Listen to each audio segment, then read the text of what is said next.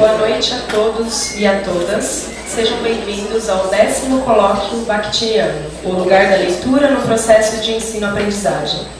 Este é mais um evento organizado pelo Grupo de Estudos Bakhtinianos, GEB e Assis, que atua desde 2007 nesta faculdade e, à luz das teorias bakhtinianas, abrange os âmbitos da pesquisa, organização de eventos, de divulgação e publicações periódicas. Alguns de seus livros, em exposição na porta, obtiveram avaliação L4 e L2 pela CAPES. Agradecemos o apoio do Departamento de Letras Modernas, do Programa de Pós-Graduação em Letras da Faculdade de Ciências e Letras do Campus de Assis e STAEP. Para abrir oficialmente os trabalhos, chamamos a compor a mesa a professora Dra. Esther Miriam Rojas Osório, líder do Grupo de Estudos Bakhtinianos GEB e Assis.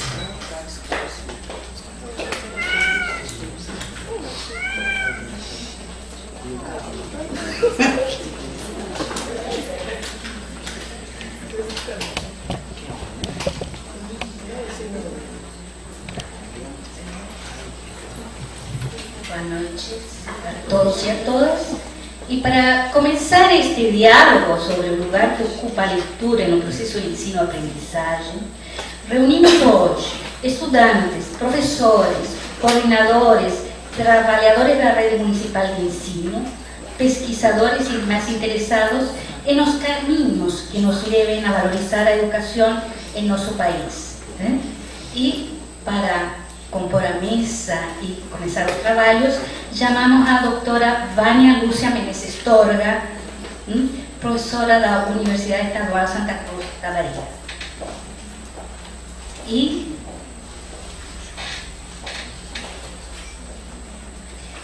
a doutora Rosária de Fátima Boldarini, da Universidade Presbiteriana Mackenzie.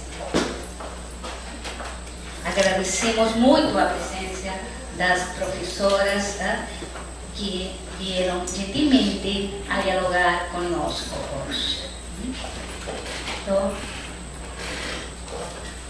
passamos a palavra à doutora Vânia Lúcia Menezes Torga, da Universidade Estadual Santa Cruz da Bahia, e ela terá 40 a 45 minutos para expor suas ideias. Obrigada.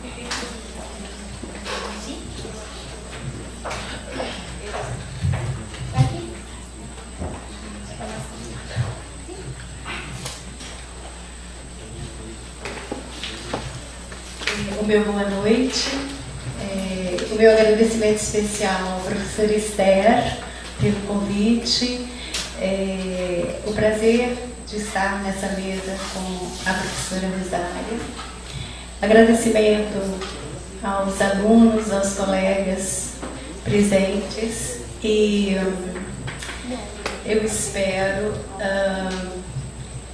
contribuir de alguma forma, com o trabalho que tem sido desenvolvido pela professora e pelos colegas.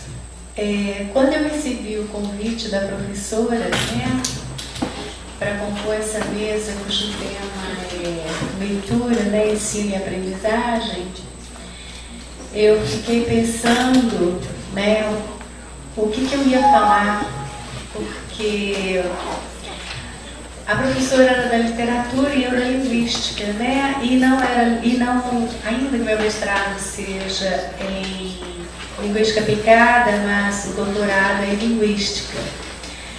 E aí eu falei, tá bom, o que eu vou fazer lá, Então comecei, mas eu trabalho com leitura, E desde o meu mestrado, quer dizer, na verdade, desde antes, eu sempre gostei muito de literatura, das narrativas literárias, e a minha grande paixão é o Bartolomeu Campos Queiroz desde sempre, E tanto que foi o meu trabalho no mestrado e no doutorado já foi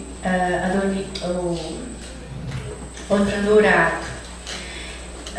Então eu pensei o que trazer para cá e fiquei pensando assim, bom, ensino-aprendizagem hoje, quando estão os nossos alunos, né, estão muito mais na tela, né, a gente estava falando disso agora, né, Rosália, do que no papel, né, ainda que particularmente eu gosto muito do papel, né, do barulho, do cheiro do livro, é muito bom, né, a tela não tem cheiro ainda, né, mas é irreversível o processo, né, e eu muito ousadamente tenho proposto, né, junto com os meus orientandos, algumas coisas por aí, né, e tendo como referencial teórico que sustenta, né, as minhas pesquisas, e eu digo mesmo que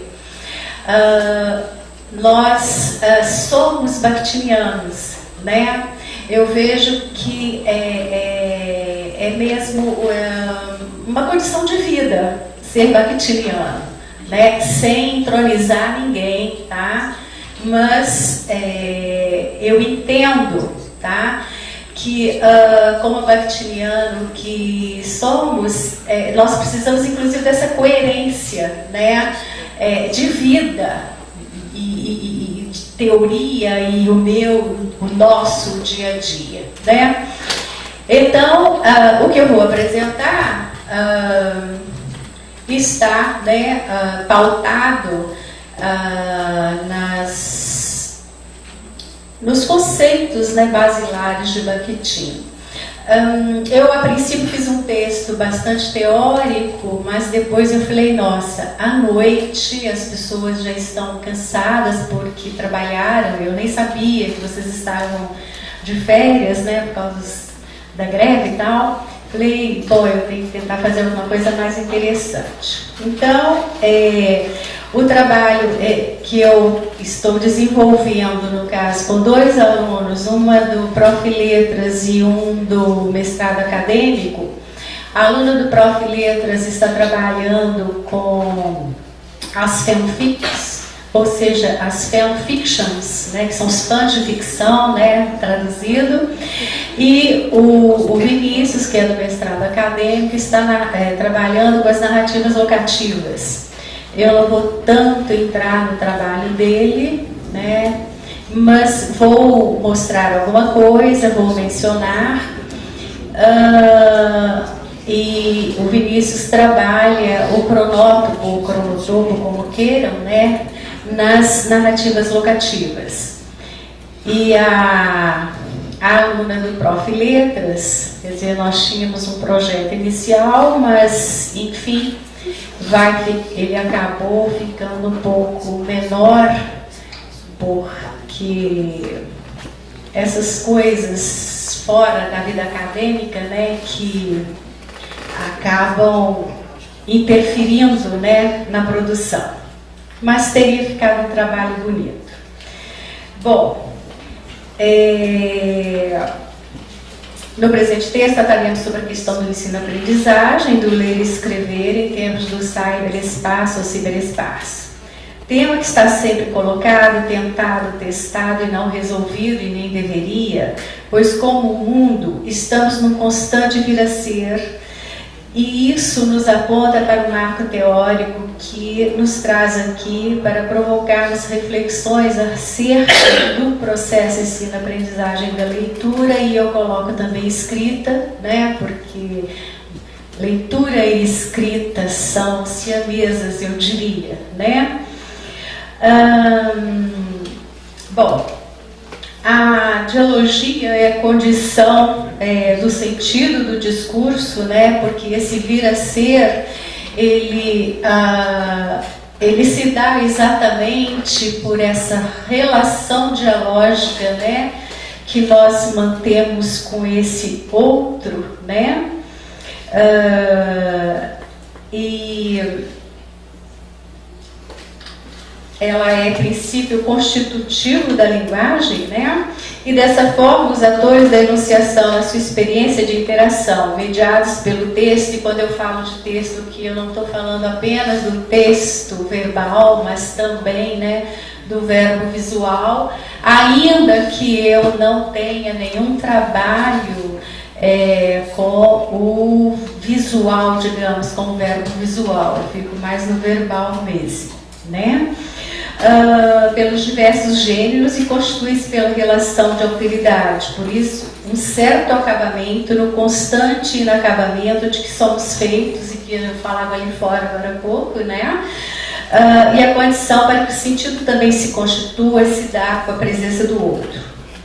Segundo Bakhtin, não é uma palavra nossa, mas cada palavra traz em si a perspectiva de outra voz ou outras vozes que polemizam entre si, se completam, respondem umas às outras.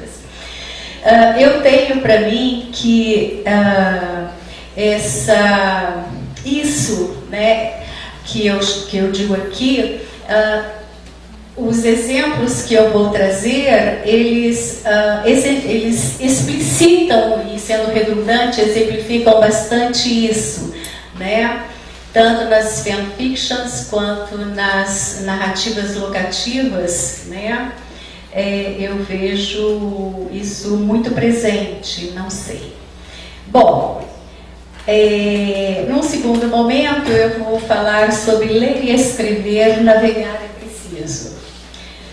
Bakhtin, em 2010, 2002, em Gêneros do Discurso, né, afirma que cada campo de utilização da língua elabora seus tipos relativamente estáveis de enunciados, os quais denominamos gêneros do discurso. Acrescentemos que as interações dialógicas acontecem por meio dos gêneros. Depois, eu tenho então, né, na verdade, também em Marxismo e Filosofia da Linguagem, a enunciação, acho que eu também vou ficar de lado.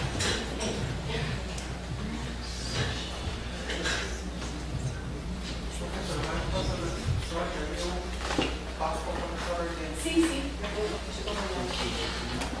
pode passar.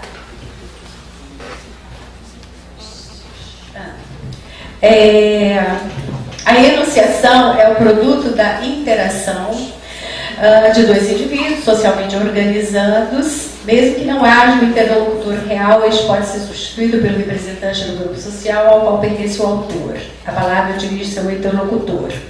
E aí, eu fazendo uma leitura sobre redes sociais e mídias, etc., né, eu encontro Requeiro com a afirmação de que a interação, como tipo ideal, implicaria sempre uma reciprocidade de satisfação entre os envolvidos e compreende também as intenções e atuações de cada um. A interação, pois, tem sempre um caráter social, perene e diretamente relacionado ao processo comunicativo. Daí eu entendo, né, que eu aproximo, né, Requeiro de Bakhtin, quando ambos, né, defendem que todo dizer não pode deixar de orientar-se para um dito, que todo dizer é orientado para uma resposta, né? Todo dizer é internamente dialogizado. Então, eu entendo que tanto no impresso, né, não no papel, mas no impresso, eu acho que fica melhor, quanto na tela, ler e escrever, né, nesse impresso ou navegando, né, que é a expressão, o verbo que a gente usa, né, as relações dialógicas são condição para o sentido dos discursos, né? E daí eu vou e chamo o Eco também, né, quando em 6 Passeios pelo Bosque da Ficção, ele diz, né, que todo texto é uma máquina preguiçosa pedindo para se movimentar, né? Então, veja que circula, né? E quando a gente pega, por exemplo, um texto, o hipertexto, né, ele nos chama isso mesmo, né? Porque dificilmente a gente pega uma página e fica nela, né? Essa página me chama a uma, e a outra, e a outra, e a outra, e vai, né? Infinitamente, né? E aí, Cavalli e Chartier afirmam, né, que a diferença imediatamente visível no livro impresso entre a escrita e a leitura, entre autor do texto e leitor do livro, desaparece em proveito de uma realidade diferente. O leitor diante da tela torna-se um dos autores de uma escrita a várias mãos, ou pelo menos encontra-se em posição de construir um texto novo a partir de fragmentos livremente recortados e reunidos. Quer dizer, nada mais do que, eu acho que é exemplar, né, do que o Eco afirma e do que Bakhtin também diz, né, dessa, ou a gente o interpreta assim, né, não sei, dessa necessidade mesmo, né, desse completar-se, do completar, né, do inacabamento, né, de que somos feitos e de que o texto também é feito.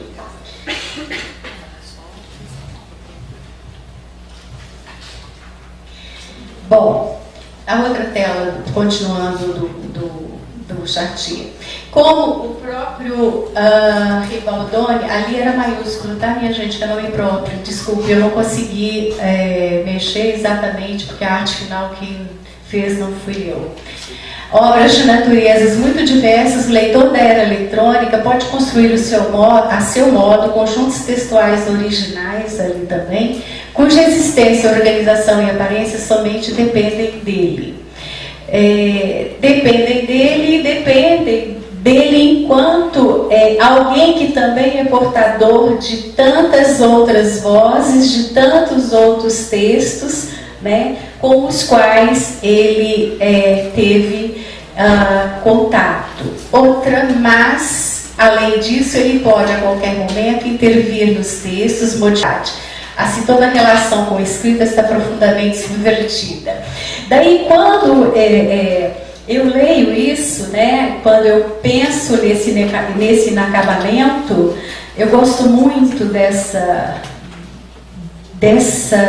expressão, né, desse conceito de Bakhtin. Eu me lembro também, né, do Compagnon em O Trabalho da Estação, né, quando ele fala, né, do recortar, né, cortar e recortar, quer dizer, nós o fazemos no texto impresso, não é? Quando nós sublinhamos, usamos o marca-texto, né, escrevemos ao lado, e quando na tela, né, nós às vezes fazemos o copia e cola, né, quando dá para copiar, né, porque às vezes também não dá para copiar, mas nada diferente disso, né. Outra, por favor. Bom, aí eu vou aqui passar, assim, passar mesmo, né, alguns conceitos, né, que são vigentes desse mundo da leitura, que não é o impresso, né, para nós podermos chegar às fanfics e nas narrativas locativas, né? Então, rede social é muito interessante. Bom, pelo menos para mim, você pensa em rede social, você só pensa, né, nessas redes que circulam aí, os Faces e Twitters e outro dia eu descobri que tem um outro que eu não consigo lembrar o nome de jeito nenhum. Sim, Instagram, sim, tem Snapchat, tem também... começa com P, mas enfim, não interessa agora, senão a gente vai levar tempo. Não é esse, não é Pinterest, não, é um outro. Enfim. Daí a gente pensa assim, nossa, que novidade. Mas na verdade, como seres sociais que somos, como seres dialógicos que somos, as redes sociais sempre existiram. E aí a gente vai lá naquele tempo que a gente nem tinha nascido, nenhum de nós, as pinturas rupestres nada mais eram do que a forma de comunicação, não é verdade? E a forma de comunicação pela imagem, não é? Então ali já se estabeleciam as redes sociais, ali eles já tinham necessidade, né, do outro para dizer de si, para tornar-se um, não é verdade? Então a gente acha que está muito contemporâneo, né? Nem é moderno, moderno já caiu de moda, né? A gente está muito contemporâneo. Na verdade, as pessoas já faziam isso há muitos anos atrás, né? Então, rede social não é mais nenhuma novidade, né? Talvez a forma, sim, né? Porque quando eu for falar de narrativas locativas, por exemplo, as narrativas locativas, e esse é o grande desafio da nossa pesquisa, porque fazer com que as pessoas aceitem que a comunicação... Olha, o gato é bacteriano também. Veja bem, fazer com que as pessoas entendam a comunicação máquina-máquina, né? E eu estava até discutindo com a minha filha sobre isso, quando eu estava preparando o material. Ela falou, mas atrás da máquina tem uma pessoa. Eu falei, sim, mas é alguém que programa, e daí seu filho sabe bem disso, né? Alguém que programa, mas a máquina tem que fazer aquela leitura, né? E aí a gente vai ver daqui a pouco. Bom, pode passar, por favor, o outro. Uma rede social é definida como um conjunto de dois elementos, né, atores, quer dizer, nada diferente do que a gente não conheça, não é isso? Porque somos aqui também, né, atores, né, pessoas, instituições, grupos, os nós da rede e suas conexões, as interações ou laços sociais. Continuando. Uma rede é uma metáfora para observar os padrões de conexão de um grupo social a partir das conexões estabelecidas entre os diversos atores. A abordagem da rede tem seu foco na estrutura social, onde não é possível isolar os atores sociais nem as suas conexões, né? Bom, pensando em se falando de rede social, ela aprende até mais do que o impresso, né? O poder de sedução, né, do texto na tela, ele é muito grande, né? E aí eu fico pensando que eu também nem tenho essa resposta, sabe? Ontem, quando eu vinha para cá de Curitiba para Londrina, estava do meu lado uma pessoa que é político aí pela região, um jovem, inclusive, e aí ele perguntou, enfim. Daí quando eu falei o que eu trabalhava, porque também o que a gente trabalha é muito nosso, né? É uma coisa meio fora para quem não milita com as letras, né? Daí ele falou, o povo não lê nada hoje, né? Aí eu parei, pensei, eu falei, bom, depende do que você entende, né? Porque se você pensar que essa leitura, digamos, mais papel, canônica, eu diria, né, em relação à contemporaneidade, eu acho que realmente não leio, né? Aliás, nem nós adultos, né? Então a gente não precisa culpar muito a criança e o jovem, porque eu não sei se os adultos estão lendo também. Mas se eles leem na tela, né? E as fanfictions estão aí para provar e comprovar isso, né? Que não estão presentes na escola, mas estão presentes na escola através dos nossos adolescentes, dos nossos jovens. Outro. E aí, nesse outro, né, que é uma reprodução da Ricoeiro, né, as diversas mídias sociais, né, eu não consegui fazer maior para ler, né, mas vejam que eu citei 3 ou 4 aqui, esqueci o nome de uma e tem muito mais do que 3 ou 4, né. Bom, a outra tela. Mídia social, para mim, para Ricoeiro, né, é aquela ferramenta de comunicação que permite a emergência das redes sociais, né? E é muito interessante porque as pessoas têm uma necessidade mesmo, né, de estar 24 horas se comunicando, né? E eu vejo, aí a gente nem vai entrar muito não, nada nessa discussão, mas é uma necessidade de uma busca de identidade, de uma busca de um lugar no mundo, né, pelo olhar do outro, né? Então, assim, você, quantos milhões de seguidores tiver, tanto mais eu sou, né? Tanto mais eu me comunico bem, não sei. Mas, para permitir que as redes sociais emerjam, esses meios de comunicação precisam subverter a lógica da mídia de massa, de um para todos, para a lógica da participação, de todos para todos.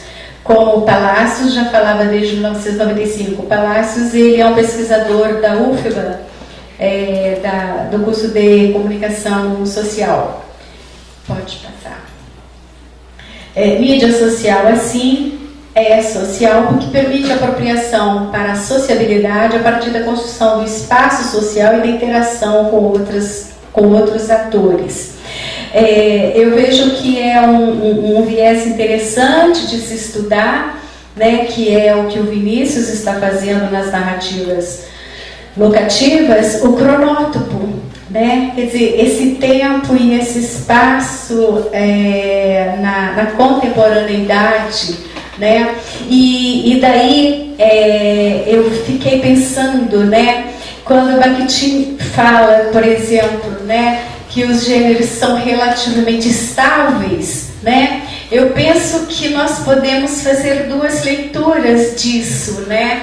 Que é isso, né? Quer dizer, nós temos uma evolução que foi, e aí eu chego lá, né, na pintura rupestre, né? Eu diria a pintura na pedra para o papel, não é isso?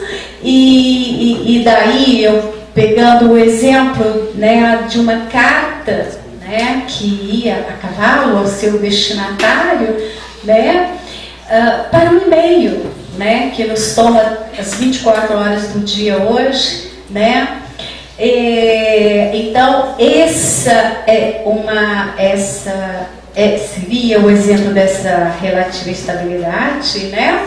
Mas vejo também, não sei, para se pensar, que ele já, quando ele fala sobre isso, né, ele já lança para nós a questão da criatividade mesmo, né? Porque se nós nos comunicamos via gêneros, né? E se somos seres em constante movimento, né? Que é o vir a ser, então automaticamente esse ser precisa ser criativo para que ele possa, não é, se fazer entender, para que as relações sociohistóricas aconteçam, né? Bom, daí ela é diferente porque permite essas ações de forma individual e numa escala enorme, aliás, numa escala que nós não temos assim, não conseguimos mensurar, não é verdade? Como isso se dá. Ela é diretamente relacionada à internet por conta da expressiva mudança que a rede proporcionou. E ela inclusive fala, né, mas não acho que seja, como muitos explicam, uma característica da chamada Web 2.0, porque realmente é alguma coisa que antecedeu, né? Talvez tenha, eu diria, foi transposta, né? E aqui eu tenho, eu acho que aqui tem internet, né? Se você puder abrir esse... Não vai ser tudo, tá, gente? Porque senão vocês vão ficar cansados. Mas é um exemplo de narrativa locativa.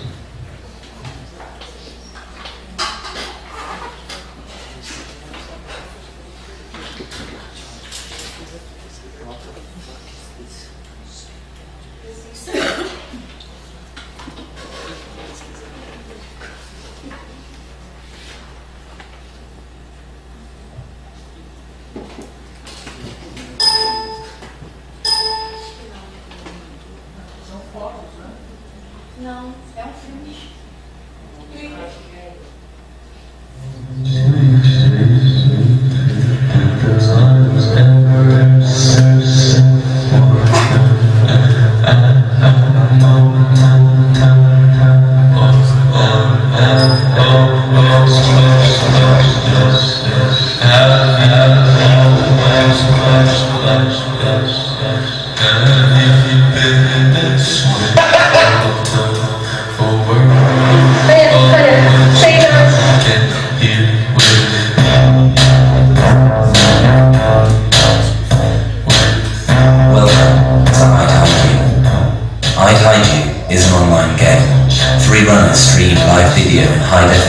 Streets of Manchester. Online players enter their name and pick a runner from one of the 3 teams to ride with. My strategy for playing is going to be stealthy as possible and be quiet and fast. Pick a runner to follow. Watch their video, and if you spot another runner in the shot, click to take a snap. But this is more than just a game. This is a live transmission.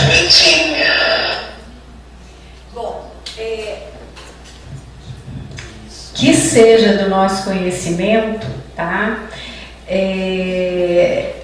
Não sabemos se há no Brasil algum texto, digamos, né, alguma narrativa locativa em língua portuguesa. Ele está trabalhando com material de língua inglesa. Mas eu não vejo um problema porque o objetivo não é a análise do material, mas mostrar, né, como é que a narrativa está acontecendo nessa época do ciberespaço, né? Assim, bem grosso modo, me desculpem, a narrativa locativa é uma máquina, né, que é programada e a narrativa locativa, para acontecer, ela depende dos dispositivos, né? E ali tem um exemplo, né? Você coloca seu nome, então você vai se tornar uma personagem, né? E são dadas ordens, vamos dizer assim, né? Então vá a tal lugar, faça isso ou faça aquilo, e você vai criando junto com esse autor, né? Que é a máquina origem, vamos dizer assim, né? Você vai criando a narrativa, né? E assim, daí lendo sobre isso, né?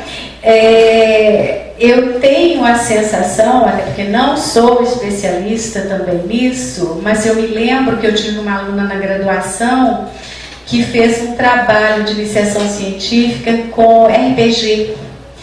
E me parece, né, que as narrativas locativas são uma versão melhorada, mais atualizada do que seria o RPG, né? Então o Vinícius está trabalhando com esse tempo e esse espaço, porque a narrativa locativa, fundamentalmente, até o próprio nome diz, né, é lugar, né, é espaço, né? E ele está fazendo ele é formado em comunicação social e chegou para mim. Eu cheguei um dia lá na coordenação e ele estava lá com o diretor. Daí a coordenadora falou: aí faz a disciplina dela. Aí eu levei um susto, né? Quem sou eu para dizer não para a coordenadora, né?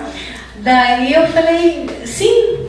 É porque ele está querendo fazer alguma coisa na literatura. Eu falei: mas eu não sou da literatura, eu sou linguista, eu trabalho com marketing. A comunicação eu não sabia o que era marketing, ele pelo menos. Mas você será bem-vindo, né? E ele não foi aquele dia, na outra aula ele também não foi. Depois ele apareceu e ficava lá quietinho no canto, sabe? Ele custou a falar, né, em sala. E ele já tinha, nessa época, interesse, né, nas narrativas locativas, e ele começou a estabelecer, né, as conexões, né, usando o termo, e começou a sentir que Bakhtin daria para ele o suporte, né, teórico para dar continuidade ao trabalho. Daí ele começou a apresentar o trabalho, eu também me interessei, achei bastante instigante, né? Um desafio acho que maior para mim do que para ele, acho não, com certeza. E daí ele fez o trabalho do final da disciplina e ficou muito bom. Eu via nele um potencial pesquisador e eu disse para ele, você precisa fazer o mestrado, né? Ainda disse, eu gostaria de te orientar, mas você quis ir para a literatura, né? Ainda falei assim para ele. Aí ele falou, não, professor, eu vou continuar e tal. E realmente ele fez a seleção, né? Conseguiu convencer a banca do trabalho dele, porque também é uma outra, né? Uma outra história. Eu, graças a Deus, eu não era da banca. Enfim, ele está lá fazendo o trabalho e sendo orientado, eu não sei se você conhece, pelo professor André, co-orientado, melhor dizendo, pelo professor André Mitidieri. Já ouviu falar, né? Isso porque o Mitidieri é bakhtiniano, né? E nós trabalhamos juntos. Então, ele está fazendo a orientação do Vinícius, né? Acredito que ficará um bom trabalho. Bom, aí o que eu estava dizendo, né? Que nesse tipo de narrativa você depende dos dispositivos, né? Celulares, tablets, etc., né? Para que essa narrativa aconteça, né? E essas relações dialógicas, elas se dão, eu acho que excetualmente com esse outro que me é desconhecido, né? Porque quando a gente começa a ler, você pensa o outro face a face, né? O outro né? Mas não é um outro muito maior, muito mais amplo, né? Um exemplo, né, de uma narrativa locativa, eu diria, seria o que o GPS faz, né? Que está tão assim, né? A coisa passa a fazer parte da vida da gente, a gente não pensa sobre ela, né? Então, essa narrativa ela acontece através desses dispositivos. Meu tempo que eu vou falando e não tenho consciência. Estou perdida. A leitura e produção de texto mediada pelos dispositivos nos indica que o ato de ler se configura de formas diferentes na contemporaneidade. Lê-se no papel, jornais, livros, revistas, receitas, numa biblioteca, na sala, na cama, no ar livre, mas também se lê na tela. Livros, jornais, revistas, receitas, e-mails, blogs, fanfics, narrativas locativas mediadas pelos diversos dispositivos em variados tempos e espaços, e também se lê na cama, né? Porque o celular hoje dorme, né? Com as pessoas, né? Mudou também a companhia, né? Bom, e agora eu vou falar, né, em 4 minutos sobre as fanfictions, que são histórias que o leitor-autor cria, podendo ser uma continuação de um livro, um filme, ou uma história criada a partir de um jogo, ou qualquer outra coisa, ou uma história original. A interatividade é um dos elementos fundamentais do fandom e é expressa na prática da fanfiction por meio de uma relação autor-leitor muito mais próxima do que exercida fora do mundo virtual. Pode passar. O autor recebe feedback constante acerca do seu trabalho e esse exercício de crítica, realizado com dedicação e seriedade por muitos dos participantes daquele universo, deu origem a uma categoria de análise de personagem denominada Mary Sue, cuja procedência remonta às primeiras fanfictions escritas sobre o seriado Star Trek, Jornada nas Estrelas, onde havia uma personagem com esse nome. Pode passar. E aqui está a reprodução de uma página, né, da Fanfiction Brasil, né, pode passar. E aí nós temos uma fanfiction a partir do filme Frozen, né? Aí também é um hiperlink, mas os 4 minutos não me permitem. Você me dá mais um pouquinho? Que bom. Veja se você consegue, por favor, se vai abrir.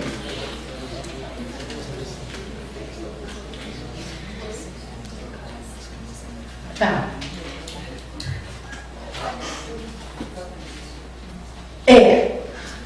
Isso. Veja que, e aqui é um pouco o que me interessa, né? Nessa fanfiction, né, a autora, ela dá já um panorama, né? Veja lá em cima. Aí. Veja, pensando, né, na estrutura, digamos assim, de um gênero, né?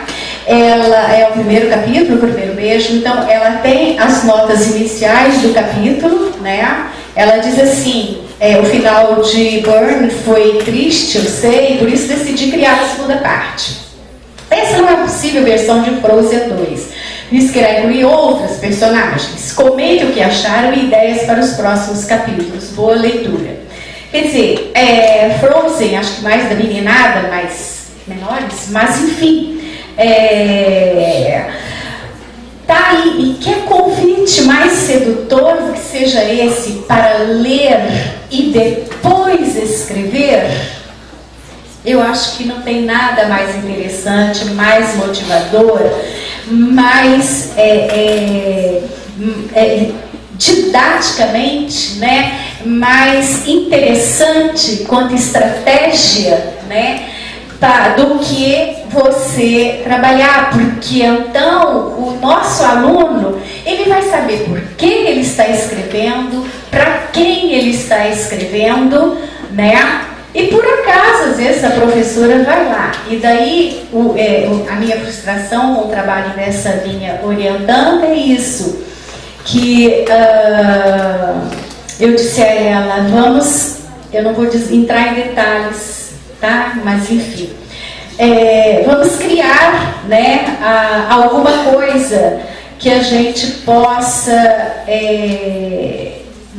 divulgar, né, que a escola possa usar, que o professor possa usar, que o professor possa ter o controle da produção do aluno, né, tanto de leitura quanto de escrita, que ele possa interferir, não é? Mas daí ela resolveu casar filha, descasar, e aí o produto final não vai acontecer, o que é uma pena. Mas eu acho que seria muito interessante, né, nós podermos criar alguma coisa que fosse para dentro da sala de aula, porque a impressão que eu tenho, não sei se ela é real, mas é que há um incomodamento, né, nosso como professores, que a gente esteja lá falando, né, aquela coisa tão antiga, né, não é cuspe-giz, porque agora acabou o giz, graças a Deus, né, e quando que a gente usa isso, né, e os nossos alunos estão lá, então, aí a gente, né, quer tomar o celular, se for pequenininho, adolescente, capaz de ainda tomar, né. Adulto não, né? Ele está lá porque ele quer mesmo, né? Ele que se vire depois para pegar esse conteúdo que eu estou lá desgastando para passar, não é isso? Mas então tá, vamos pegar isso daí, como é que eu posso, né, dar uma aula, né, em que, porque celular todo mundo tem, né, gente? Tablet não, mas todo mundo tem um celular, né? E com as redes, esse Wi-Fi em quase todos os lugares, então fica fácil de acessar. Né? Então eu vejo que é uma ferramenta interessante, né, para nós utilizarmos para estimular a leitura dos nossos alunos. E aí nessa proposta nossa, né, é claro que o professor entraria nesse jogo, né, da fanfiction, mas ele também proporia, porque também nós não podemos perder de vista que existe um programa a ser respeitado e cumprido, né? Mas eu posso trazê-lo, né, para a linguagem, né, que o meu aluno está trabalhando, né, está lidando com ela, e sugerir, né, um livro de literatura, né, um filme, como é que chama? Um documentário, enfim, eu posso, a partir de um dispositivo que está na minha sala de aula, estabelecer, estimular as conexões, né, o ampliar da rede de conhecimento, né, que é o papel da escola, né? E aí, nesse gênero, né, desse texto aí, ela lista os capítulos, né, que é um outro motivador. Se você pudesse abrir novamente, por favor. Ela lista os capítulos, então é um motivador para que o aluno queira, né? Ele vai clicar lá embaixo, chega lá embaixo, por favor. Veja, próximo capítulo, né? Veja, ali ela diz assim, olha, que tal deixar um comentário na história, né? Daí tem que cadastrar e tal. Aí tem o próximo capítulo, enfim, são 18 capítulos. Ela diz em cada capítulo quantas palavras cada capítulo vai conter, né? E se for um material que vamos trazer para a graduação, para estudar os gêneros, por exemplo, daí você pode trabalhar a composicionalidade, a temática, a estilística, o estilo, melhor dizendo, né? Enfim, né? Trazer, quer dizer, qual é o tempo, qual é o espaço que isso está ocorrendo, como é que isso está ocorrendo, quais os recursos que são utilizados, né? Enfim, terminando, essas novas formas de leitura escrita nos indicam novas formas de interação, de performance até então conhecidas, vividas, ensinadas, aprendidas por todos nós. Elas nos mostram novos modos de interação, porque segundo Hildebrand e outros, as pessoas, lugares e objetos passam a dialogar também com os dispositivos, né? Então esse outro é o dispositivo também, né? E interfaces móveis, enviando, coletando e processando dados a partir de uma estreita relação entre informação, localização e mobilidade.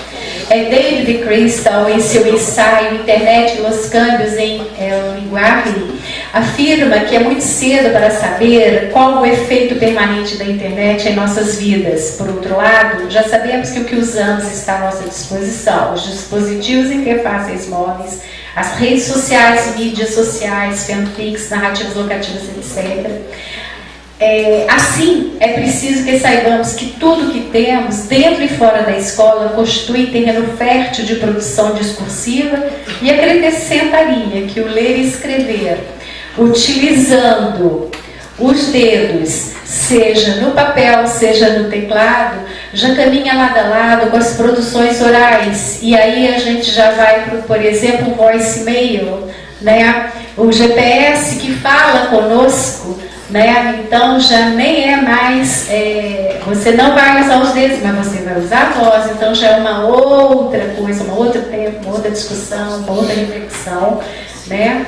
Assim, eu abro aspas, se escrever é fazer recuar a morte, é dilatar o espaço da vida, a escrita no espaço digital da internet parece dar lugar, então, a um outro modo de sobrevida. E daí, né, vão algumas perguntas. Ainda é possível proibir o acesso às redes sociais na escola? Como trazê-las para o ensino da leitura e produção de texto na contemporaneidade, sem perder de vista um projeto linguístico-pedagógico?